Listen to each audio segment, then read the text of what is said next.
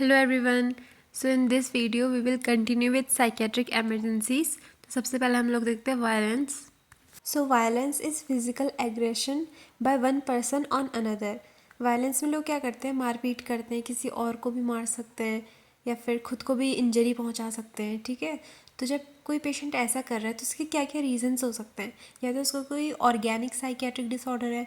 Organic psychiatric disorder मतलब कुछ pathology related to brain, कोई ना कोई डिजीज़ है जिसकी वजह से, जैसे कि इसमें आता है डेलीरियम, डिमेंशिया. डेलीरियम क्या होता है? Clouding of consciousness, person confuse हो जाता है. डिमेंशिया क्या होता है? मेमोरी लॉस हो जाता है, जजमेंट इम्पेयर हो जाता है. वर्निक क्रॉसिकॉफ साइकोसिस है, ये विटामिन B12 की डेफिशिएंसी से एंड क्रोनिक अल्कोहल यूज़ की वजह से होता है.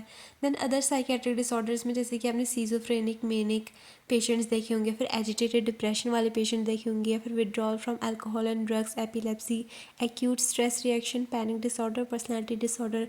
इन सब में देखा जाता है कि थोड़ा वायलेंस की तरफ को ज़्यादा रहता है. तो अगर आप ऐसे पेशेंट्स को डील कर रहे हैं तो आपको क्या चीज़ें करनी चाहिए और क्या नहीं करनी चाहिए. आपको खुद को सबसे पहले प्रोटेक्ट करना होगा. अनआर्म द पेशेंट. पेशेंट के हाथ में कोई वेपन या फिर कोई ऐसी शार्प चीज़ नहीं होनी चाहिए, या फिर कुछ ऐसा नहीं होना चाहिए जैसे कि बेल्ट वगैरह जिससे वो आपका गला कस सकता है. Then keep the door open. अब दरवाजे खुले क्यों रखना है? अगर पेशेंट आपको मारने के लिए आए तो आप वहाँ से भाग सकते हैं. ठीक है. Keep others near you. कुछ लोग होने चाहिए आपके पास ताकि अगर आपको स्ट्रेंथ दिखाने की ज़रूरत हो तो आप वो कर सकें. Then do restraint if necessary. Restraint हमें तभी अप्लाई करना है अगर ज़रूरत है, अगर पेशेंट बिल्कुल अनकंट्रोलेबल हो रहा है. एसर्ट अथॉरिटीज़. हमें अथॉरिटीज़ को बता देना है कि पेशेंट ऐसे ऐसे कर रहा है. Show concern, establish rapport and assure the patient. अब हमें पेशेंट के साथ बहुत काम बिहेवियर रखना है. अगर हम उसको और प्रोवोक करेंगे तो पेशेंट और एग्रेसिव होता जाएगा. फिर हमें क्या चीज़ें हैं जो नहीं करनी है, जैसे कि do not keep potential weapon near the patient. Patient के आसपास कोई भी वेपन नहीं होना चाहिए, फिर कोई भी ऐसी चीज़ नहीं होना चाहिए जो कि पेशेंट एज अ वेपन बना ले. Then do not sit with the back to the patient. कभी भी पेशेंट को अपनी बैक नहीं दिखानी है, क्योंकि पेशेंट अगर आपको हार्म करना चाहेगा तो आपको पता नहीं चलेगा. Then do not wear neck tie और ज्वेलरी. आपको गले में कुछ भी ऐसा नहीं पहनना है जिससे आपका गला कस सकता है. ठीक है. Do not keep any provocative family member in the room. मतलब कोई भी ऐसा फैमिली मेम्बर नहीं होना चाहिए उस रूम में जो कि और प्रोवोक करे पेशेंट को, पेशेंट और एग्रेसिव हो जाए.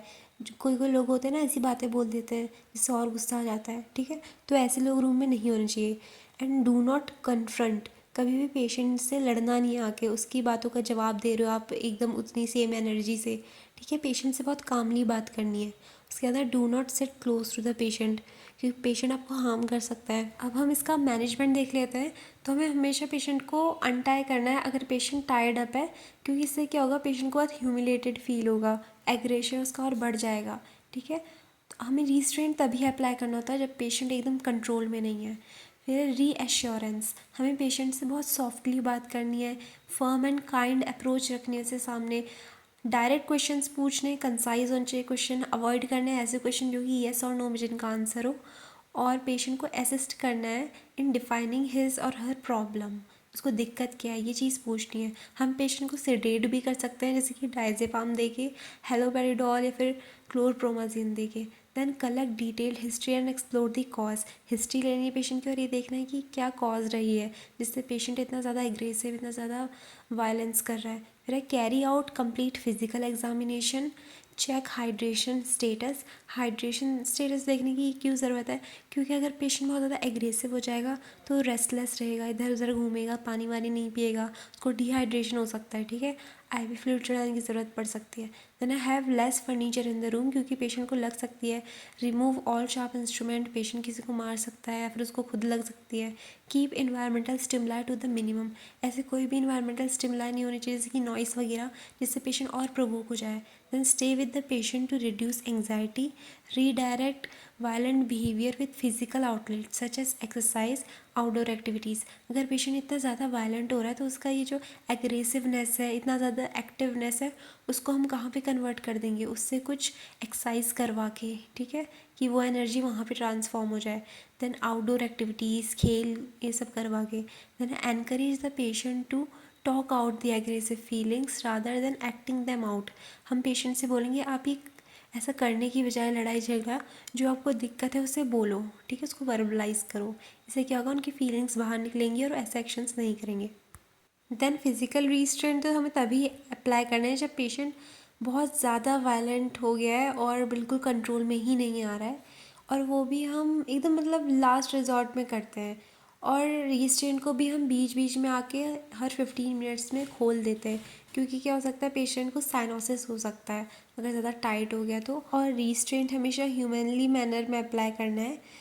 Take return consent from care giver, patient का जो भी केयर गिवर है रिस्ट्रेंट लगाने से पहले उनसे कंसेंट ले लेना है। Get a second opinion if possible. फिर है गाइडलाइंस, हमें हमेशा पेशेंट को फ्रंट से अप्रोच करना है, कभी भी किसी वायलेंट पेशेंट को अकेले नहीं देखना है। एक मतलब 4 मेंबर की टीम होनी चाहिए एक्सट्रीमिटीज़ होल्ड करने के लिए अगर रिस्ट्रेंट जब हम लोग अप्लाई कर रहे हैं, और पेशेंट से बात करते रहना है रिस्ट्रेंट अप्लाई करते वक्त, ताकि उनका ध्यान थोड़ा डाइवर्ट हो जाए। Do not leave the unattended do not leave the patient unattended after restraining, patient को ध्यान देते रहना है पेशेंट पे रिस्ट्रेंट लगाने के बाद। और जो कि मैंने आपको बताया हर 15 मिनट्स में उसको अनटाई कर देना है। Then ensure that nutrition and elimination needs are met. उसके बाद है कुछ guidelines for self protection while handling an aggressive patient, और ये सब ऑलरेडी हमने पढ़ लिया, जैसे कि never see the patient alone, keep a comfortable distance away from the patient, be prepare to move, maintain a clear exit route, be sure that the patient has no weapon with him, if patient is having a weapon ask him to keep down rather than fighting with him, keep something जैसे कि pillow mattress blanket तुम्हारे और patient के बीच में, क्योंकि हो सकता है पेशेंट के हाथ में कोई वेपन हो, तो तुम ऐसे ही नहीं चल जाओगे।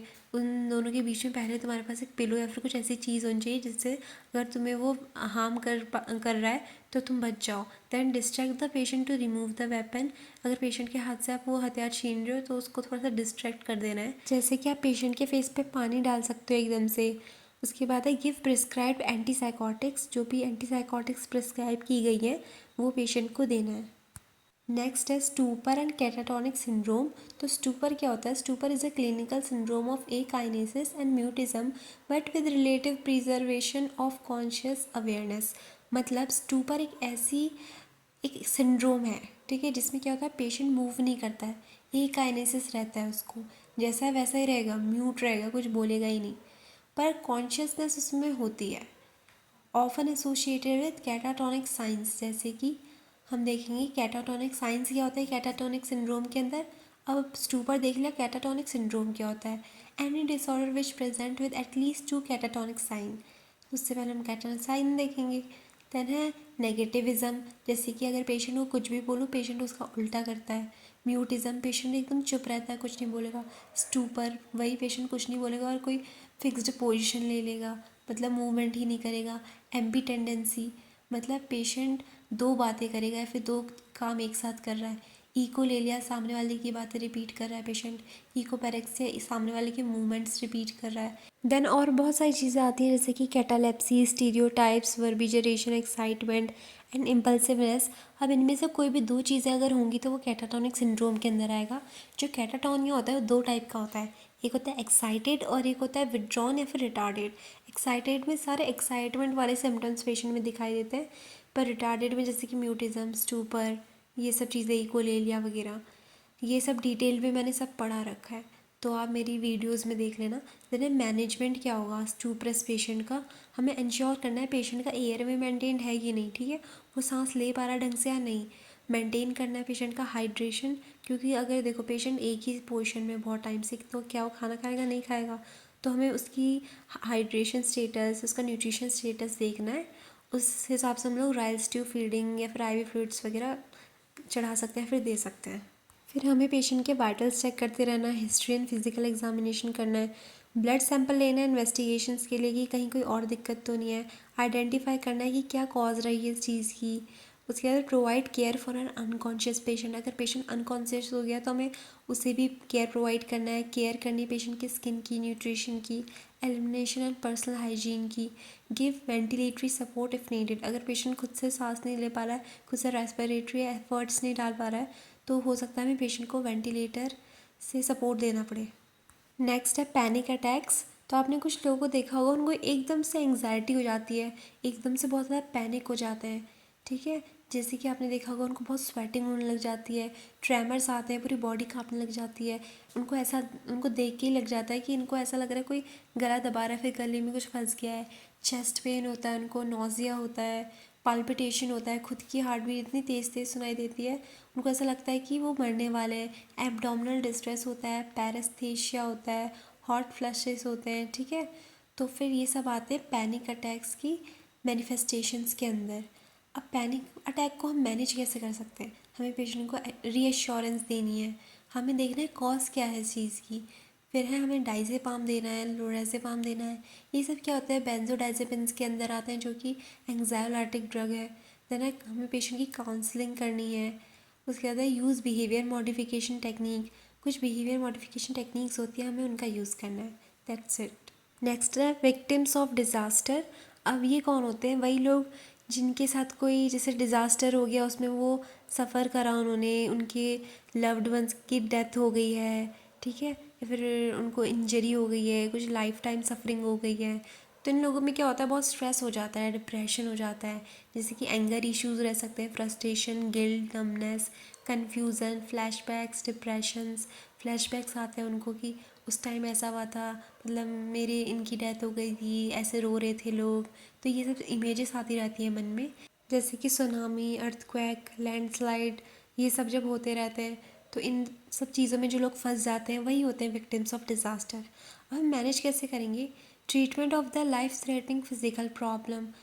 उसके बाद है इंटरवेंशंस क्या क्या लेने हैं, मतलब जो भी लाइफ थ्रेटनिंग उनको इंजरी हुई है या फिर जो भी प्रॉब्लम हो गई है उसका हमें ट्रीटमेंट करना है ट्राइज के हिसाब से।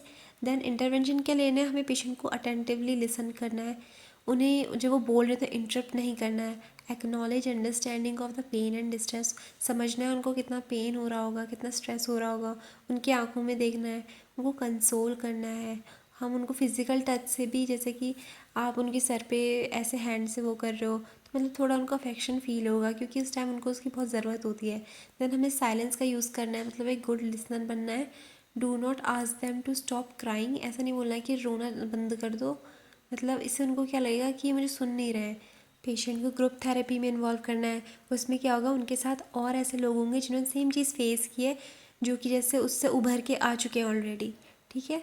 तो उससे उनको क्या लगेगा, अच्छा इन्होंने इससे कोप अप कर लिया तो मैं भी कर सकता हूँ। देन बेंजोडाइजेपिन्स देने, ये क्या करेंगे, एंग्जाइटी को रिड्यूस कर देंगे। फिर अगर ज़रूरत पड़े तो हम पेशेंट को रेफ़र कर देना है जो हायर हेल्थ केयर सर्विसेज होती हैं। हमें पेशेंट को एजुकेट करना है about the available resources, teach them that these reactions are normal to these type of situation. उन्हें ये बताना है कि अगर ऐसी सिचुएशन आ जाती है तो ऐसा आपका जो रिएक्शन आ रहा है ये बहुत ज़्यादा नॉर्मल है, सबके साथ ऐसा ही होता है। Teach coping strategies to avoid the development of crisis, कहीं क्राइसिस ना आ जाए, मतलब ऐसी सिचुएशन की पेशेंट स्ट्रेस हैंडल नहीं कर पाता है, उसकी सारी कोपिंग स्ट्रेटजीज़ ख़त्म हो जाती है। तो हमें पेशेंट को सिखाना है कि कैसे आप कोप अप कर सकते हो सिचुएशन से। और अब जो बाकी साइकेट्रिक इमरजेंसीज रह गई है वो हम नेक्स्ट और लास्ट वीडियो में देखेंगे। So that's all for today, hope you like my video. Okay, bye.